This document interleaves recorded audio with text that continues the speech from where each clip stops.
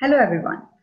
Welcome to Mantra Talks with Industry Experts, an initiative by Mantra Labs, an InsurTech 100 firm building products and solutions for the changing world. Undoubtedly, the outbreak of pandemic COVID-19 has affected the global economy. It is disrupting global supply chains and international trade.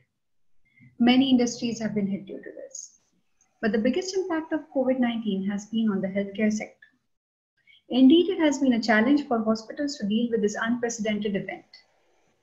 In order to understand the impact of this crisis on the healthcare sector, we thought about interviewing various industry experts to get a sense of current situation. In today's session, we will discuss the role of technology in combating current challenges faced by the healthcare and possible mitigation strategies to help this industry.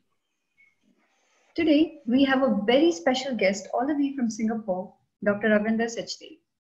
Dr. Ravinder Sachdev is a consultant family physician at Tan Tock Seng Hospital and the lead for innovation at the Institute of Geriatrics and Active Aging in Singapore.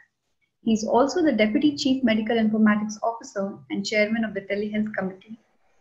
He holds a master's degree in Health Informatics and is a Dell EMC certified data scientist. He is currently involved in a number of projects within the MedTech, innovation and AI space. So, a very warm welcome on behalf of Mantra Labs. Thank you very much. So, can you share us how's the COVID situation in Singapore and how's the healthcare system combating the pandemic? Things are improving in Singapore. The number of cases are dropping day to day. And I think the number of individuals turning up for testing, those with symptoms, has also reduced. So I think we've actually turned the corner now, and hopefully we will see the end of this hopefully soon. That's great to hear. So diving right into it, you began your career as a general practitioner. How did you transition into your current role as Deputy CMIO for one of Singapore's largest hospitals? Well, I guess I've always been a tinkerer with technology, but I trained in the UK, and that's where I got involved in the NHS National Project for IT. And from there, I think it just started to become a passion of mine. I implemented several electronic medical record systems in the UK, and then I did my master's in health informatics. And so when I moved back to Singapore, I guess it was just a natural progression towards this post. Wonderful. So, sir, during the early days of pandemic, the IT support structure in most hospitals has had to expand overnight to accommodate rapid deployment procedures and on-demand response for continued patient care. An IT command center of sorts typically serves as the nucleus of emergency planning, combining real-time administrative, clinical, and operational data together can deliver advanced dashboard insights for decision making. So, can you share with us as to what has been your experience meeting the challenges of centralized IT across the organization, especially during this crisis? That's actually a good question. If you recall, we've had some experience with this because of the SARS crisis a number of years ago. So in fact, our infrastructure was already very firmly established well before the COVID crisis emerged. I'm sure that's not true for all organizations, but speaking from my own experience, I think we have been using various technology platforms for patient monitoring, electronic documentation, bed planning, staff deployment, and even disaster management systems. So I think we were more or less equipped to deal with this pandemic when it emerged. Of course, having IT in place is one thing. The other thing you need is the other resources. You need staff to be able to manage, and you need to be able to even have access to things like PPE. And so those were some of the more logistical issues that we still had to work on. But I think the IT system and infra was more or less set up for us prior to the pandemic. That's very true. Actually, I mean, across the world, I think Singapore is one country wherein they, because of the SARS, they have been, many industries have been actually, I mean, at least it wasn't a big shock, but at least they had some systems in place. Absolutely. Even in insurance industry also, and along with healthcare. So coming to hospitals, so hospitals are reassessing their future strategy and budgets in the light of these uncertain economic situation. Most healthcare organizations can benefit from taking this time to strategize and plan for the future, rather than putting the brakes on. There will be adverse changes to the healthcare landscape beyond COVID-19. Can you share with our viewers some key insights into the changing patient behavior? What are some new revenue streams that healthcare organizations need to embrace? Well, I think the obvious answer to that is telehealth. Everyone's talking about it now. We've had telemedicine projects running sporadically across different healthcare institutions for almost a decade, but the COVID crisis has intensified this significantly. And we know that telehealth can be used to monitor patients who are COVID positive and in isolation, but telehealth can be extended way beyond the needs of the COVID patient. So, a number of institutions have had to implement some form of telemedicine in order to maintain business as usual in this era of social distancing. Things like creating virtual clinic appointments to replace standard outpatient appointments. We've also had to think about how when patients are at home and isolated, how can care actually reach them if you do need a warm body assessing the patient.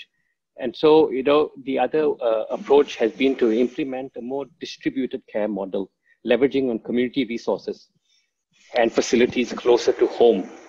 So in order for that to happen, then we had to ensure that there was a smooth flow of information between various providers so that people were aware of the patient's status and the medications and labs, etc., and they knew how to manage them appropriately. But this data needs to flow securely. So I think that was a key consideration. Of course, not all patients have embraced receiving care in this manner. And there are doubts as to whether or not this kind of care model is efficacious and safe. And I think the answer is there is sufficient literature out there to show that remote care with the right patient selection is not inferior to face-to-face care. And I think this needs to be a concerted education effort for not just our patients and the public as a whole, but even to some providers who might have doubts about the efficiency of this kind of platform. True. I mean, there's always going to be some kind of, restraint or pushback, uncomfort. Yeah, I mean, discomfort because it's a change, and adapting to a change is always going to be a challenge. Absolutely. But do you think, apart from telemedicine, is there any other technologically enabled medical care that can be, implemented in hospitals or in the healthcare system? Well, in fact, telemedicine as a whole is a huge area, and we can break that up into a number of different categories. So you could have direct patient care via things like telemonitoring, video conferencing, but you could then have other ways of interacting with either the patient or the system as a whole. For example, you could have teleconferencing between different providers managing the patients across different settings. And again, that would be one way to ensure that you have or you provide access to specialist care without the patient having to move from one location to another. So again, these are things that can be very useful. There are a number of consumer devices out there that perform some of these basic monitoring. And these are now already, networked via our phones. So again, it's a matter of encouraging individuals to utilize these systems so that then we have a richer data source from which we're able to better understand patients. As I mentioned earlier, one of the key factors is the flow of information. And I think it is important that we set up an infrastructure that is safe and secure so that information can reach the right people, but stays out of the hands of the wrong people. And I think that security is what's going to convince our patients that they can ride on these platforms in order to be able to receive care at a distance. And at the same time, I think we are increasingly seeing that patients are taking on greater responsibility for their care. So we do need to implement patient-facing applications like a patient portal. We can even do things like chatbots, which can do a first line of triage whenever a patient contacts a healthcare provider. So there are a number of things that we can do. At the end of the day, the two basic things are providing care remotely and ensuring that information flows. Absolutely. So coming to operations point of view, digital transformation alone cannot help in preparing for an outbreak of this scale. The reality is that we also have to be prepared for the possibility of next pandemic wave. In the era of patient empowerment, it's the patient that calls the shots. They want access to better, faster, and affordable healthcare services. The pandemic itself is testing the digital readiness and operational resilience of hospitals in digitizing services, bringing innovation into healthcare. So what do you think are the operational challenges as far as digital capabilities go that hospitals are facing currently? And what steps they must take to bridge these gaps?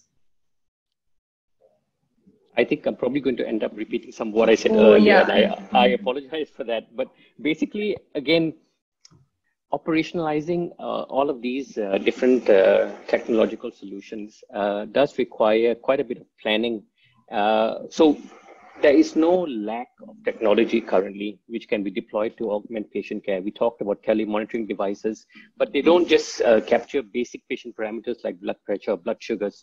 I can use a telemonitoring device to listen to the heart and lungs of a patient remotely. In fact, we have had a project where I was sitting in the office and the nurses would go out and examine the patient and they'd put the device on their chest and I would listen to their heart and lungs and make a diagnosis that way. So these things are available readily. On top of that, I mentioned chatbots. We find that a lot of time might be spent in trying to triage a patient who comes in with basic symptoms. And if you have a chatbot in place, it's very easy to then differentiate between someone who requires urgent care and someone who perhaps might not. And of course, the use of video calling now is ubiquitous. So that is definitely one of the technologies that is going to change healthcare overall. But as I mentioned, it's not just a case of having the technology, it needs to be validated internally. And there needs to be clear workflows and escalation protocols. Things like, what do I do when the patient I'm speaking to suddenly collapses? Do I even know where they are? If you haven't checked the location of the patient prior to a video call, then you might end up being in trouble. So I think there are a number of things that still need to be thought through. And there is literature out there to guide organizations on what needs to be evaluated before implementing technology like that. And of course, to me, I think a very key consideration is patient selection. Not all patients are going to be able to handle this type of technology. Not all of them are going to benefit from care received in this way. Some of them are going to require face-to-face care, and we need to be able to identify which patients would be able to manage using this technology and who would potentially not. And of course, another consideration is cost. How do we charge patients for virtual services? Is it a pay-per-view approach or could it be a subscription-based package? Again, these things need to be worked out beforehand. You've got to bring the stakeholders in. You've got to talk about what the options are. You want to make sure that you're able to provide the best service to the right patient at the right cost, and yet not achieve an inferior outcome compared to the standard way of delivering care today. True. So there's one more question on the telemedicine. So since like telemedicine and virtual care, it seems like a permanent beneficiary of the pandemic. But do you think that it will still remain one of the key mode healthcare delivery system even after we go back to normal? I hope so. It has been an uphill task actually trying to implement telemedicine over the years. As I mentioned, we had pockets of projects, and trying to convince individuals to take it up has not always been easy. Besides cost considerations and infrastructure challenges, the main barriers to me have been change management, both from the patient perspective as well as the provider perspective. As I mentioned, some providers may not believe that telemedicine works as such. I guess the pandemic has helped to raise awareness and increase adoption of telemedicine across multiple domains, and it would be a shame if we reverted to the previous norms after this crisis is over. But let's talk about how it can be sustained. So, as I mentioned, one of the things we would need to do is to educate the public and the providers about the benefits of telemedicine, to show them that data exists to demonstrate that it's not an inferior mode of care, provided it's the right type of care to the right type of patient. I also mentioned that we need to have a sustainable and equitable charging model. Thirdly, we need to make sure that information flows securely between the providers so that they have information at the point of care in order to deliver effective patient care. The devices that are going to be used need to be validated, they need to be calibrated, they need to be maintained. So there is still some work to be done, but I think that all the pieces are in place, and we are now in a process where telemedicine is changing how care is delivered globally. So there's going to be a lot more data coming out of these different projects that are currently running, and we're going to be able to leverage on that to demonstrate very clearly that there are some extremely positive outcomes in using telemedicine. So I think hopefully that will allow us to convince the naysayers that this should be the way forwards. Let's hope so too. All right, so huge volumes of data are flowing into the cloud, not just from doctors' offices and imaging centers, but also from remote devices and sensors owned or operated by patients. But by harnessing the vast amounts of data and putting it to work on applications, it helps care providers to improve effectiveness and efficiency.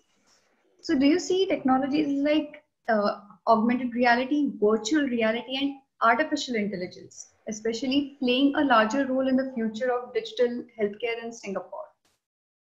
Absolutely. I think AI has already been deployed and used in various telemedicine platforms across the world, like Babylon, for example. And it is a very, very useful tool in forming a first level of triaging of patients with abnormal results. I mentioned chatbots being used in a similar manner, again, leveraging on AI rather than a rules-based approach to determining the patient's status. One of the reasons that some providers have not embraced telemedicine is because physical examination of the patient is not possible remotely. But I envisage that the use of AR or VR, virtual reality, augmented reality, in enabling virtual physical examinations would actually change the game significantly. It might even provide tactile feedback. So the physician is able to virtually examine the patient and virtually feel the abdomen. And I think that will change how care is delivered in future. This type of technology is already being used in certain areas of healthcare. For example, in telesurgery, where surgeons are able to perform surgery on a patient that's 1,000 miles away, because he's able to get feedback as he uses his instruments in his own virtual space. So I think this is something that is possible. I'm sure people are looking into it, and it will take a bit of time, but we will get there. We've advanced so quickly in terms of the use of technology within healthcare. It's just a matter of time. Once we're able to virtually touch the patient, virtually hold the patient's hand even, I think even the patients might feel that, we're one step closer to achieving this kind of harmony that they currently seek in face-to-face encounters. That's absolutely, I mean, very, very truly said that these kind of experiences will actually, I mean, can solve so many problems, even socially, if we think about it. So, coming to hospitals, so as hospitals are entering this complicated return stage, the volume of footfalls, testing, etc., will gradually increase. What advice can you share with healthcare leaders to prepare their organization on the IT front to manage and support clinician patient outcomes? Like what investments, for example, remote patient monitoring and medical equipment and CRM systems, etc., should healthcare organizations be making to respond to the return to the new normal? That's a really good question. And I would like to caveat my answer by saying that there is no return to normal. I don't think there's ever going to be a time where overnight everybody wakes up and things are back to the way they were. All aspects of our lives have been changed by this crisis. For example, social distancing isn't likely to go away very soon. There are a number of people who have found that telecommuting and organizing video meetings have made them more productive. And firms have probably also realized that they don't need the overheads of a physical office in order to get things done. So things have changed significantly. And it may be some time before patients are confident of stepping into a hospital for routine care. So no, I think the only way forward is to embrace these changes and leverage on the innovations that have emerged to move healthcare forwards. So your question with regards to what should organizations invest in? My suggestion, you should start with electronic documentation. You need to have clear documentation that is shareable and analyzable in order for individuals across different settings to be able to manage not just individual patients, but populations as a whole. And in order for that sharing to occur, you need to invest in an interoperable platform. You need to use common language like HL7 messaging to ensure that the data that is captured at one site is mapped appropriately to the data in other sites. Organizations should also invest in mobility solutions. People are now not going to be sitting at one place. They're going to be moving about. They might be working from home or working elsewhere. They need to be able to access the tools that they need wherever they are. And of course, as I mentioned earlier, telemedicine platforms. There are so many available now, ready to be deployed out of the box. You don't even need to plan something like that out. Of course, you still need to plan how you intend to deploy it, but these things exist. At the same time, I think organizations should consider implementing, as I mentioned earlier, but probably in more detail, patient-facing solutions. I mentioned the patient portal. I think it's very important that the patient themselves have access to their data and are able to even update their data on their own. This takes away a lot of administrative work that healthcare providers currently have to do. Imagine the patient turning up to a virtual consult, already having filled in 60% of the medical history. Then that consult becomes significantly more useful and they're both able to focus on what the needs are, what the issues are. Again, I'm a big fan of chatbots. I see them being deployed across so many different settings. Healthcare is one of them, but I think it can be expanded further. Chatbots are pretty smart. They can solve a number of minor issues. And the other thing I mentioned, there are so many consumer applications out there, the consumer devices out there, but why can't there be healthcare developed health and wellness applications? There can be, and I think these would be something that patients would be willing to trust because they obviously have faith in the healthcare system.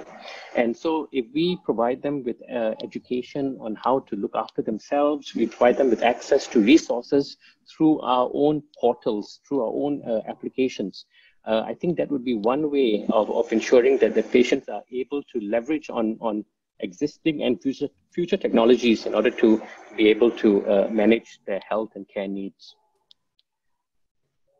See, the world is moving towards a different future. In fact, this was first described in a short story by J.G. Ballard called The Intensive Care Unit in 1977. I think it's a story worth reading. It might be a bit dystopic, but it describes very, very accurately how all of us are now living off of screens. I think that we need to embrace this kind of change in order to be able to better provide for our patients. If you have some time, can you share that story in a nutshell with us? Sure. It's an interesting story. I think I read it as a kid and I was quite impressed. So this is in 1977. There was no concept of the internet, as you can imagine. Yes. But basically, the story revolves around an individual who's a doctor who, in fact, all of humanity are basically living in tiny cubicles with no contact, no physical contact with anyone. So this doctor lives within his tiny cubicle and he interacts with his patients via a screen. He meets his wife via the same screen and they go on dates. But how do they go on dates? They both watch the same movies on their screens. They both look at each other while eating. And then they have kids. And the way they have kids, well, it's a bit artificial, obviously. And then how do they interact with their children? Well, they all watch cartoons together on their own screen. So, you know, it's a very interesting way of looking at the world. If you think of someone writing something like that in the 70s, I mean, they truly had a very unique way of imagining how life is going to evolve. And true enough, if you walk around the streets today, everybody is not looking up and smiling at each other. They're all looking down at their phones. There isn't any interaction at all. And I think now with social distancing, that's going to be even worse. We do need to find a way to reach out to each other. And sometimes the best way to do it is to just jump on the same bandwagon. You know, if you can't beat them, right? You know, you just create an application that allows you to interact with them, get the message across, at the same time, get them to interact with you and help them to help themselves. Thank you so much, sir. Those were some really wonderful insights about telemedicine, about chatbots, and about the applications, about healthcare, bringing out the application. It's very truly said, like these, I mean, the medical history apps or many fitness industry usually has, even insurance industries has these, have introduced wellness apps and so many trackers. And I think healthcare, an app from healthcare will actually bring in more credibility and in the minds of people. Absolutely. And as you rightly said about the chatbots, it has a huge market across so many industries, including healthcare. And let's see how telemedicine goes about. Let's hope that it's there to stay. Yeah. Thank you so much for taking out time and participating with us in this interview. It was such a pleasure interacting with you. The pleasure is all mine. Thank you. Thank you so much, sir. Have a nice day. Thank you. You too. Goodbye. Goodbye.